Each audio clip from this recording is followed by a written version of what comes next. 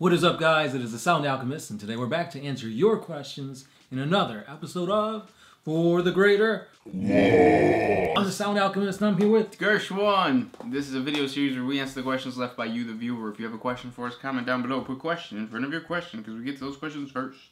That is what Damian Henderson did. He asks, was Magnus the Red, you say Magnus One Eye, the only psychically powerful Primarch, or were there others? There was many. Yeah, it is implied that each Primarch had some type of psychic touch ability to them. Like, for example, you've got Corvus Corax, a Primarch who can turn himself invisible. Like, if that's not warp powered, then, like, how? Why? Yep.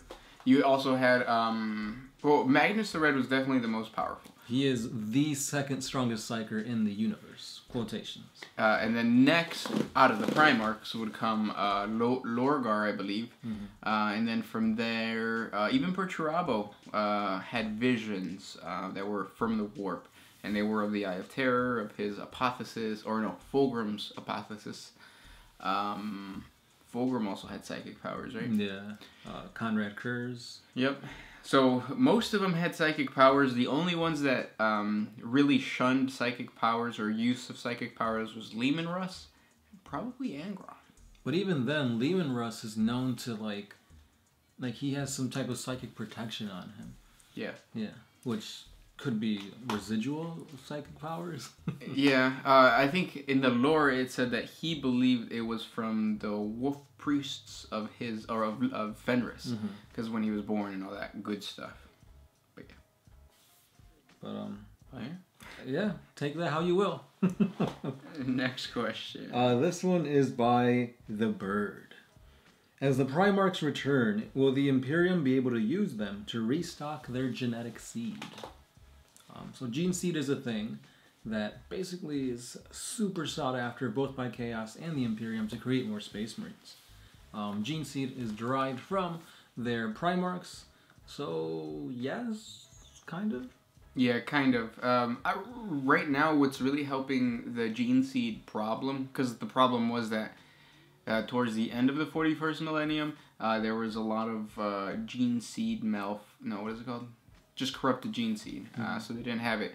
The Primaris, the introduction of the Primaris and their gene seed really was what benefited the that whole gene seed epidemic. Yeah. Guilliman himself can only give his gene seed, or can only help with his own chapter. Right, the Ultramarines. You can't use Guilliman's gene seed to benefit the Iron Hands. Right. So we'll see in the future how that plays out. Next question comes from T3 Mand 3 Holabird. Since the Silent King has returned to the galaxy, how strong is he, and could he be defeated? There is actually a video that's probably going to come out either this week or next week, and it's going to talk about the Necrons teaming up with the Blood Angels, I think. Against the Tyranids? Against the Silent King. Oh, shoot. Yep. So it was a story that I had no idea about, and then I stumbled upon it on the wiki, and then I started reading, and I was like, what? Because I know that the Silent King is in the galaxy, but I thought he was in the galaxy to warn everybody of the Tyranids. But the fact that one of the dynasties fought the Silent King kind of goes to show you that the Silent King isn't as strong as people believe, which makes sense. He's an emperor, the same way that the Japanese emperor was the emperor. He's just a boy. For a portion of his life, he was just an emperor, boy emperor.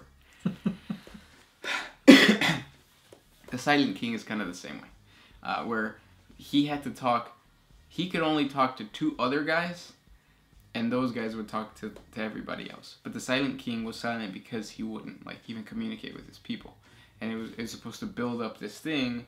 And it's kind of like in the Wizard of Oz, where you find out that the Wizard of Oz is just Oz. It's a guy. Right. Yeah. I get you. I feel you. Oh, there's no way I can pronounce your name because it looks like squiggles. Squiggles. If the Dark Mech is less controlling than the Ad Mech, then why doesn't Chaos have better and more advanced technology? So the thing about the Dark Mechanicus is that they have the freedom to do whatever they want with technology and warp stuff. Because of that, you would think that they'd be so technologically advanced, but many times they're gonna end up killing themselves. Like if you try to bind a demon to a machine, it's almost a sure way to get yourself killed. It's very rare to do something like that. That's why you need like a whole forge and like minions to kind of sedate the demon inside of the machine.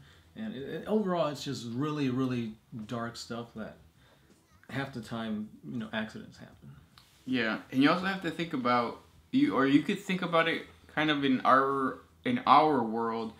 If you want to become a scientist and you want to like mess with genes, right? Because a lot of the Dark Mechanicus guys want to do that. Yeah, gene splicing. If me and the Sound Alchemist just started Googling things and trying to mess around with DNA and like things like that, we really wouldn't get anywhere because we don't have the background. Whereas if a student who is studying genetics goes to college, goes through the process, and all of that is basically... College is the Adeptus Mechanicus, whereas with us, it'd be like Google, which is the Dark Mechanicus. In other words, there's no structure to the Dark Mechanicus. It's just chaos. It's chaos, yeah.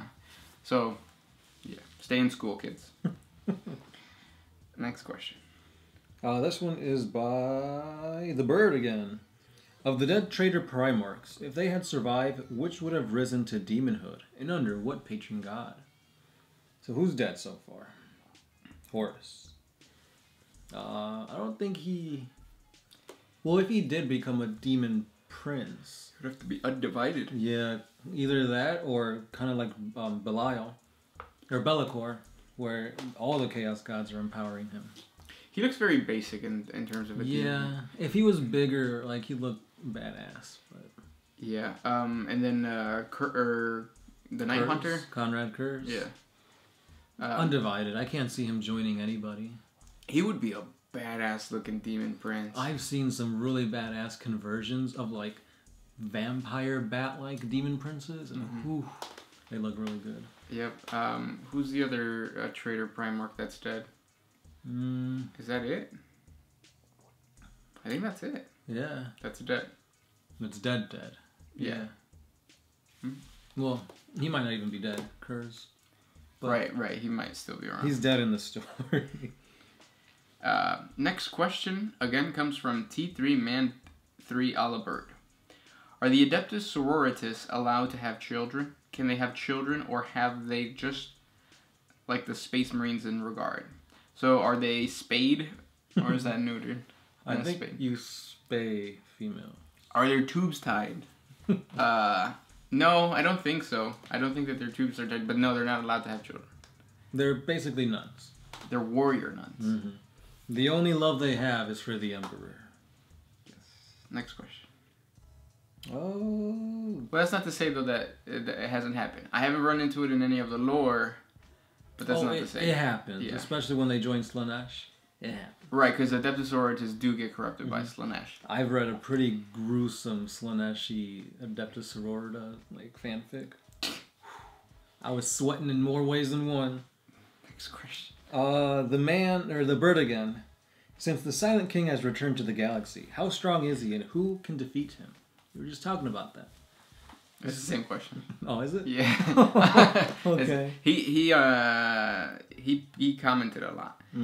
I think he did some repeats.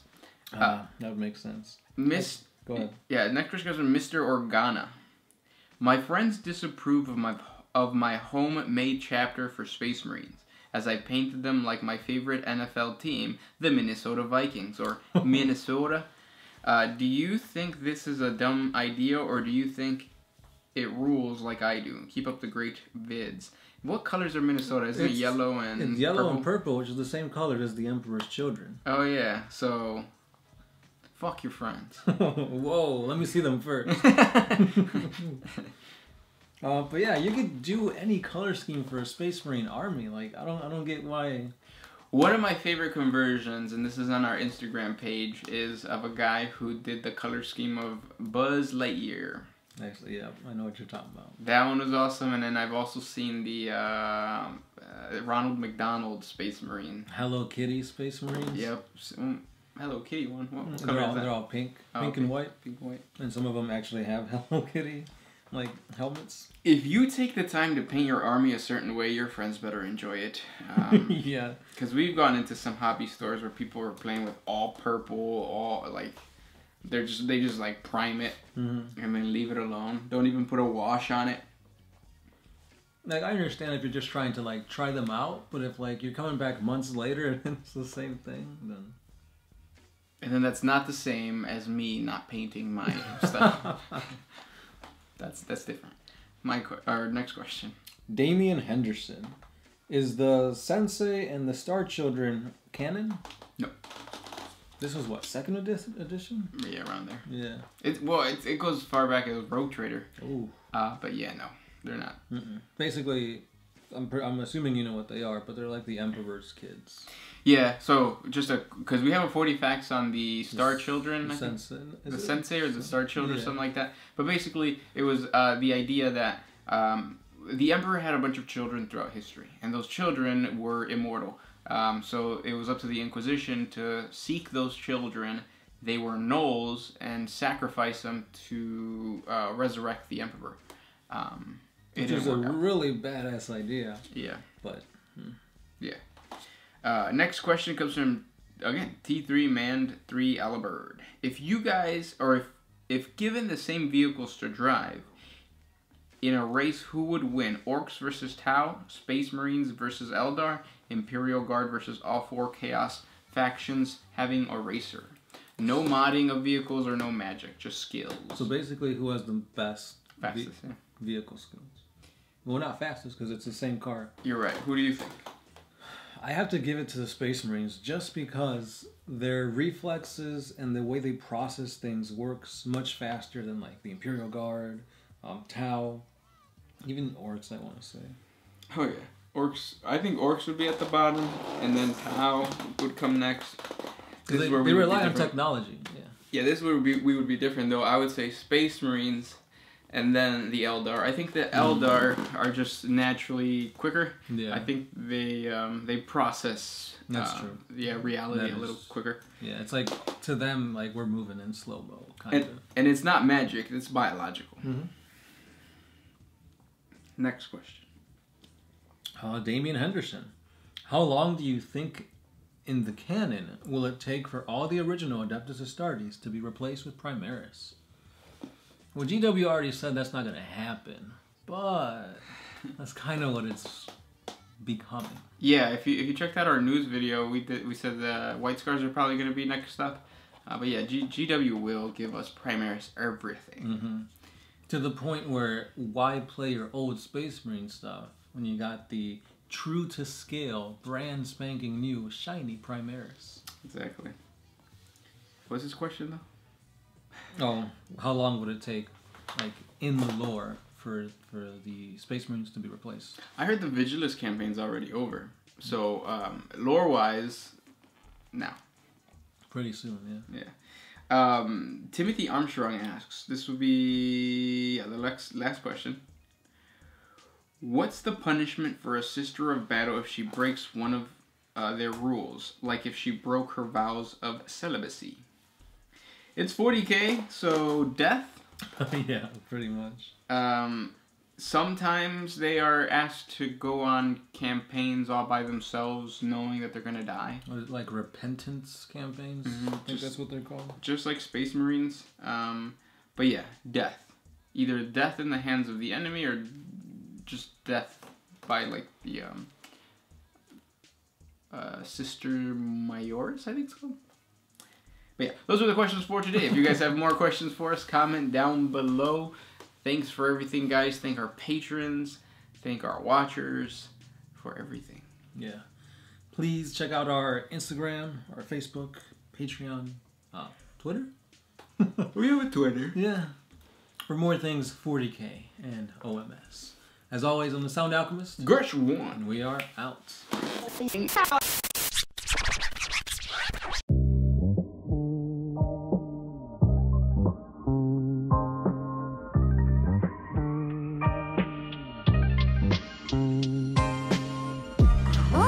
refuse to put my freedom first in any situation.